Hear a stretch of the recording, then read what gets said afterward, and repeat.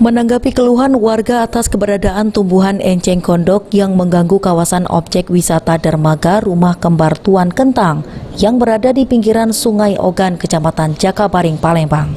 Seperti yang terpantau di lokasi, tumbuhan yang hidup di air tersebut memenuhi pelataran dermaga Rumah Kembar. Maka dari itu, Wakil Wali Kota Palembang Fitrianti Agustinda bersama Dinas PUPR Kota Palembang langsung mendatangi lokasi untuk menginstruksikan pembersihan enceng gondok tersebut.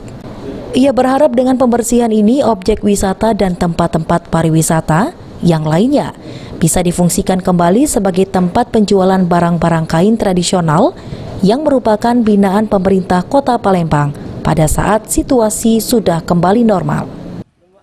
Saya di sini juga karena mendapatkan laporan dari warga sekitar bahwa enceng banyak kembali sehingga sudah sangat mengkhawatirkan warga karena sudah ada hewan melata yang naik ke rumah warga. Ini yang dikhawatirkan, oleh karena itu kita panggil PUPR untuk membersihkan enceng gondok yang ada di sini, dan insya Allah dalam waktu 3 hari nanti enceng gondoknya semuanya bisa kita bersihkan.